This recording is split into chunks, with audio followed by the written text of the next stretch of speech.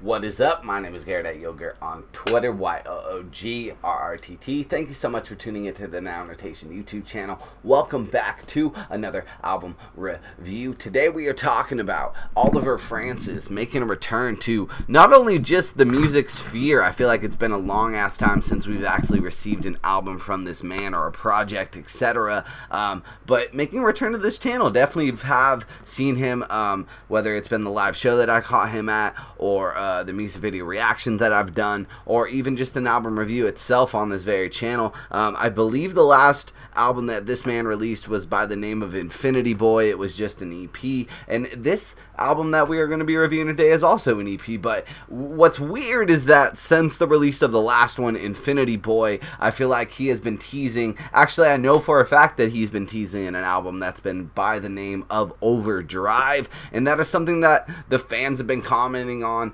screaming for, tweeting him at, DMing him for, and it's just probably gotten to the point where that is old news. That has just been drawn out to the point where you can never match the hype that the people have been screaming for. And I think to put out an album that, or to tease an album and then just kind of scrap it, just shows the level of integrity that Oliver Francis has as an artist. Now to move forward with this very album that we are reviewing today, which is the Crown of Death EP, or just Crown of Death if you will.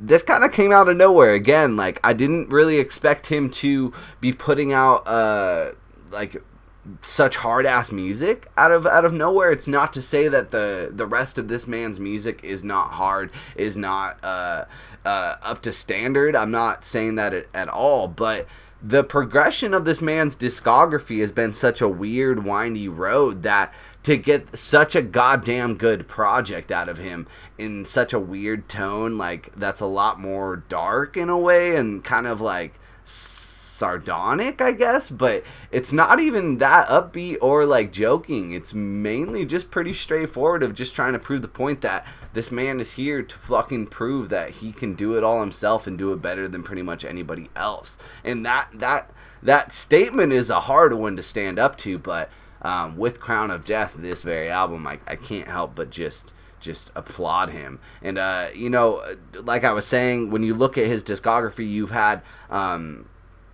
I believe one of his very first mixtapes was called Bait Music, and that's one of the very first introductions that I personally had to him. And with that, he really just put a hard emphasis on the idea of cloud rap, but not really focusing on blending it with anything else. Like, really just leaning heavily into the nerd aspect, but also maintaining the same subject matter that you find in a lot of different subcategories of rap, whether that's fashion or just high-end jewelry or just excessive amount of money, nice cars, etc.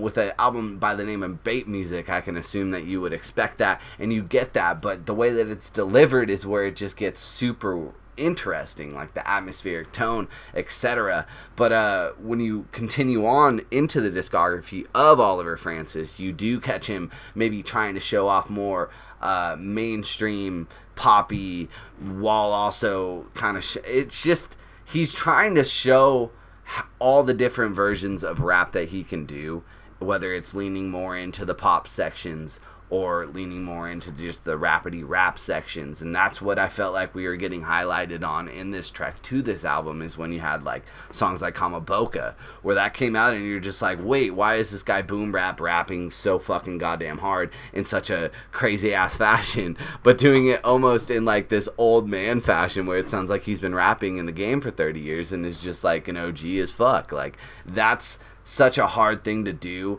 when you're trying to talk to an audience as a speaker, and like the like level of confidence that he portrays in his music has just always been maintained, whether he's trying to show off like the production or just the fucking lyricism, or just trying to prove a point that he can make like a mainstream poppy ass song just for the fuck of it, if all from the fucking entity of his bedroom while at it. Like, from what I understand, like, this guy literally produces all of his music, doesn't really put out any of his music or beats or any features to anybody else. Like, it's all maintained in this very like fine-tuned shell, but it's also all done from like the state of Missouri, which is kind of even more crazy when you boil it all down, when you're like, wait, why is this guy not in LA where everybody is accessible to him? Why is not everybody using this guy's beats? Because it's so fucking nutty. But like his level of like attention and ability to like show the volume in the atmosphere in which he is playing in, like it's so fucking satisfying when you go through an album like this. But let's jump into the track listing real quick for the album Crown of Death by Oliver Francis. Track number 1 we got Berserk. Track number 2 we got Danny Phantom. Track number 3 we got Dead or Alive Freestyle. Track number 4 is Light Flex, and track number 5 is Sephiroth. And what's painfully hurting me when I boil down the whole look back on so far of 2019's music, when you have an album like this that is so short but so goddamn satisfying, I think it's sitting around like 17 minutes in playtime, which is, again, goddamn short. And when you have 2 fucking singles for a 5-track album, like, you would think that you're gonna get caught wanting more, but I feel like the way that he ties a bow around this goddamn thing is just so goddamn satisfying, and just adding so much, I don't know, just like, it sheds a lot more light on his previous works, where if you're a fan of like bait music, which I find a lot of people like finding themselves being like, oh, I'm a Cloud Boy, like that's the group that he affiliates himself with and calls himself, and like when you listen to bait music, that's like heavily emphasized, and then as you go on, it's not that he's lost like who he is, or like he still has all the same homies in the same video, so there still is the same Oliver that like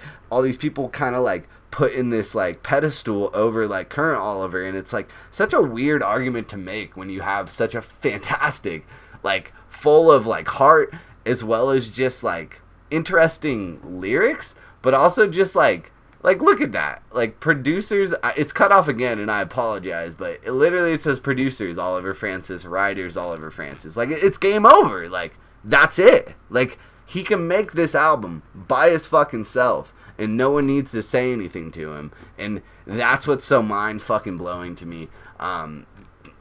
Standout tracks, spoiler alert, I think every single track on here can stand out in any given day, and some of my favorite Oliver Francis tracks period are on this album. Berserk, that was the second single, a really cool fucking lead up, especially when you have the lead single, which is like Sephiroth, which I feel like is like the very first one to come out. That was the one that kind of hit people in the face. If you look at the plays on that one versus the ones that he's put out in the past month that didn't even make this album, the plays are crazy high. So people definitely were drawn to this like darker, more straightforward Oliver Francis. And why I say that is like Oliver has been trying to, I feel like, find his sound, and I feel like this is the one where it's like hats off, like gloves are off, let's just fucking go. I'm gonna beat you over the fucking head with this music, and if you don't fucking like it, then I don't give a fuck anymore, because like it's too fantastic. It's so authentically him. There's so much like personality, but also again the word integrity is coming up, because like he is maintaining that same level of attention that he has put on his other products that maybe people weren't looking forward to because they didn't like the sound. This sound is so much different that if you had a problem with the overall sound of his previous projects, this is such a good juxtaposition that like it just hits you again in the face, and you're just like, whoa man, this is it. Like whatever Oliver Francis wants to do, you gotta trust in it now, because this is such a fantastic showing. Track number 2, Danny Phantom, such a fire ass hook. That's another cool look at atmosphere. I feel like that song could be so goddamn corny, but he does this thing, lets the beat also exist kind of as a player in this. It's not so much of a vocal performance, it's as well relying on the key sounds of the beat. I mean like piano type sounds. Going on to Dead or Alive Freestyle, and this is where I struggle, because this could very well be the favorite track by Oliver Francis period. This could be the one that I kind of show to people, like, hey, look at this shit, because as someone who only does it by himself, this isn't someone else's beat that he jumps on, because if it was, it wouldn't be so impressive for the reasons that I'm about to get into. Half of this track is just a very satisfying Final Fantasy ass fucking instrumental, and then he just comes in, and I swear to God, he rips it harder than I've heard him go in a long ass time. And I don't mean in some like boom bap sense that I was talking about earlier. I feel like with his boom bap type style, people can like acknowledge it, but then kind of also write it off because it's so easy to kind of flow at that tempo. This is like some like new age shit where like you can't find a fucking beat like this, and that's how I feel every single time I listen to this album, where I'm like, where are you finding production like this outside of maybe like Ramil from Brockhampton, who like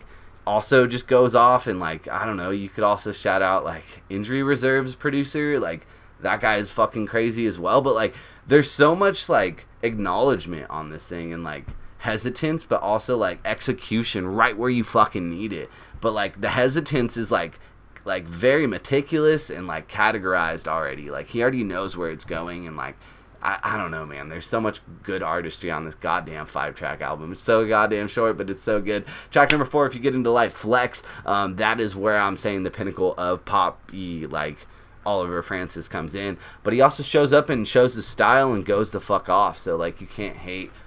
It's the catchiest song on the album. It's the one that me and my roommates have definitely decided is like the best song if you're just jumping into like if you're gonna get caught off guard and be in a car where someone puts on Oliver Francis, this is a really cool one to put on, because like you're just gonna get hit in the face with such a cool melody, and then also want to ask like, what's up with this guy? Like, are all the songs like this? And then when they're not all like this, then I think you're gonna be like really satisfied with the level of diversity that this man has just put together across his discography. I cannot stress that enough. Sephiroth cannot go off. Almost did a music video reaction for this thing. Fantastic track. Probably the best track overall as far as like a complete song, satisfying finish. You're not really wanting too much more because you're just still satisfied from the middle part, where it almost should go into a hook in the middle, and then it just goes right back in and the beat drops right at the perfect part. And that's what I'm going to say. The heavy use of keys and just like, I don't know, like these like chimey sounds like throughout the whole goddamn thing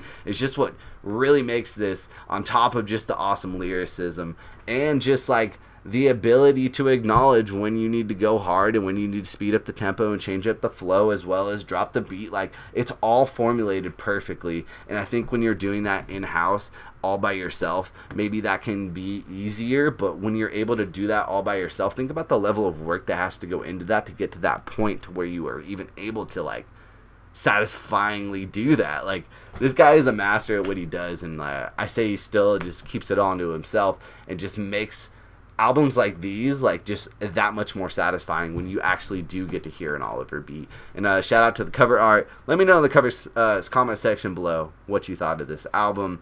Thank you so much for supporting this channel. Thank you a bunch for tuning into these reviews, reactions, etc. Got a visual mix coming to you very, very, very, very soon by a good friend of mine. Thank you so much. Follow me on Twitter at Yoogurt, YOOGRRTT. Instagram as well. Now annotation on those two platforms as well. Thank you so much. Take care of yourselves. And that is all, folks.